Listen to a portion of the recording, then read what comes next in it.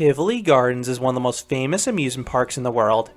Even non-enthusiasts know about this park. Located in downtown Copenhagen, this compact park is revered for its beauty, but it also features an interesting ride lineup. There aren't too many roller coasters here, but you do have the classic scenic railway in Rutschebanen. Then there are some fun dark rides and some really cool flat rides, especially since the latter either offer spectacular views or are plussed by lighting effects. So in this video, I will rank the top 15 rides and attractions at Tivoli Gardens. Before starting the countdown, I want to note that Milk of Vine will not be included on the list. This mock-powered coaster was under construction during my first visit and broken for my return visit. I was also unable to experience the Villa Vendetta haunt because the park closed all attractions 2 hours before closing in my recent visit, and I simply ran out of time to do it. Starting off the list at number 15 is Ballongyngen. This isn't the tallest Ferris wheel, but it's nearly 70 years old, and it still offers some nice views of the park and city. Number 14, Dragebaadene.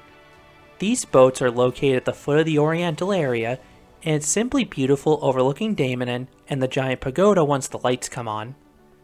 Number 13, Galejen. This Himalaya ride is shockingly 85 years old. It's not the most intense Himalaya out there. You get some weightlessness when accelerating at the start, but the forces mellow out for the rest of the ride, and the laterals never get that strong. Where the ride shines though is in the presentation department. You have incredible lighting and theming in the center that produce some stunning visuals while you're spinning about. Number 12, Aquila. This Zamperla air race offers the usual sensations. You get some fun hang time over the top, and you invert plenty of times. This one's a bit better than others because it's placed on the roof of a building, offering some better visuals throughout the ride. Number 11, Minen. This is a rare and bizarre suspended flying carpet from Zier. Not too many of these were made, but it does offer an interesting experience. You won't get any airtime over the top, but you are forcefully pulled downwards in each rotation, which causes some nice positive G's and whip. If you ever rode Six Flags New England's Buzzsaw or Busch Gardens Williamsburg's Da Vinci Cradle back in the United States, the forces are similar except you're pushed forwards into the over-the-shoulder restraint as opposed to having a standard lap bar. And the cycle is really long too, like many of the rides at this park. Then you also have some nice visuals as geysers shoot upwards towards your feet. I strongly recommend waiting extra for the front row to maximize the view. Number 10, Fatamorgana. At first, this looks like your normal Husk Condor, and you can get that experience in half the vehicles. But this rating reflects the unique outward-facing seats. They leave you far more exposed, amplifying the thrills, and offering a superior view of Copenhagen. And those views are stunning. Then the centripetal forces in the rotation force you outwards into the restraint, which is an unnerving sensation because you're high off the ground. And this ride seems to go on forever as you raise and lower a few times. Number 9, Gyldne Tarn. This S&S Turbo Drop is one of the park's tallest attractions, standing just over 20 stories tall.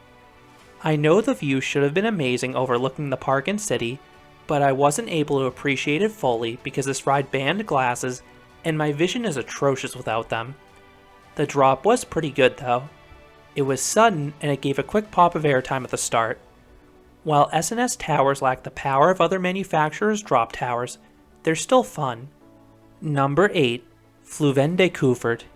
This dark ride is a charming attraction. The ride gives a brief synopsis of a wide variety of famous fairy tales. I would have preferred the attraction to have more depth than breadth, but the puppet style was consistent throughout and it gave this attraction a unique flair. There was no shortage of physical sets, and it's a pretty long ride. Plus, there's a switch atop the vehicle to change the narration from the ride from Danish to English, which was much appreciated for a tourist such as myself.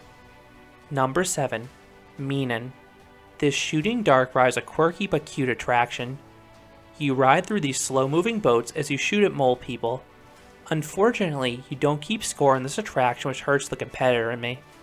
But you can easily tell who hits what because each player has their own designated color, and the orbs next to each target change colors when hit. This ride also has a super catchy song that'll inevitably get caught in your head. Number 6, Himmelskibet.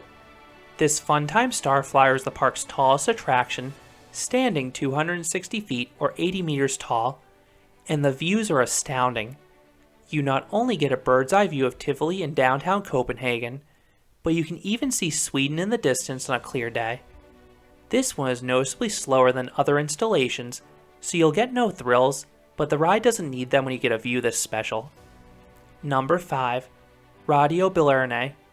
These are some very underrated bumper cars. For one, the area is a spectacle with the mirrors and lighting. 2, the cars hit very hard. You can hear these collisions from the midway, and they are the hardest hitting cars I've experienced outside of loose scooters, especially because you're able to cause head-on collisions if you dare. Number 4. Skaersilden. This is one of the most unique fun houses I've ever seen. Rather than having you travel in a single linear path, it's an open arena much like a playground, and there are a ton of awesome gags and obstacles to experience. You have sliding stairs, bouncing platforms, spinning platforms, rock walls, and even a spinning barrel. Plus, there are a series of tall and slick slides that'll have you flying back down to ground level. Number 3. Daemonen. Denmark's only Ballongyngen and Mabbeyard coaster may be the smallest floorless coaster out there, but it has a unique layout. Just make sure to ride this one in back. The forces are far stronger back there. This ride has a lot of similarities to Hershey Park's Great Bear, except this is a floorless. You start with an elevated helix offering views. Then you have a twisted drop that gives some airtime and whip if you're in the back row. Then you have 3 quick inversions that are all quite snappy in the back, but my favorite has to be the 0G roll that you charge through faster than usual. These elements barely have any punch up front by comparison, which is one of the biggest flaws with this ride. Number 2. Tik Tak. This Mondial Shake is one of the most visually stunning flat rides in the world. The ride takes place underneath a giant and ornate clock. Then you have smoke and lighting effects throughout the attraction that mess with your sense of direction. That's especially true because the ride is pretty intense on its own. This is basically a breakdance, but the cars are free to invert as well as spin. You unfortunately don't get too many full flips in this one, but the ride was still super disorienting with the rocking, and my car did stall upside down a few times, causing some sweet hang time, especially if my car would get forcefully spun simultaneously. Up next would have been Vertigo. This is the most intense flat ride I've ever experienced. You got some hang time on the slower rotations, but where the ride really shined was in the positive G department. I could not believe how fast the arm spun when it got up to its max speed, as the strong positives were sustained for what seemed like an eternity. This was an automatic gray out for me. Along with the ride's forces, you also have the amazing visuals of the park and the city. All these factors along with the long cycle made it an incredible ride, which I cover in a review. Unfortunately, this ride was removed after the 2021 season. It always had nightmarish capacity, but it was having a ton of mechanical issues towards the end, so I definitely understand why it was taken out. And coming in at number 1 is Rutschebanen. This classic scenic railway looks innocent with its modest height and minimalistic restraints, but it's a bona fide airtime machine. That's even more surprising because this ride has a brakeman on board, but some will run this ride surprisingly fast.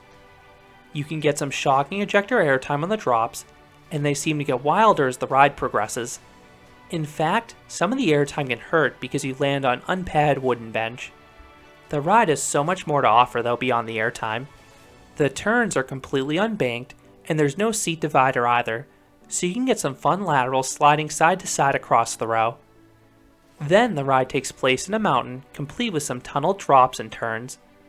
This ride is also remarkably smooth given its age, and it's the heart and soul of Tivoli Gardens. I have an entire review on this coaster, but it is the park's standout attraction. So those are the top 15 rides and attractions at Tivoli Gardens. This park is best at being beautiful, but the ride lineup is no slouch because of how diverse it is. What are your favorite rides here? Let me know down in the comments. If you enjoyed this countdown, I'd appreciate it if you gave this video a like, and you considered subscribing, because there'll be a lot more roller coaster and amusement park videos here at Canopy Coaster. Thanks for watching.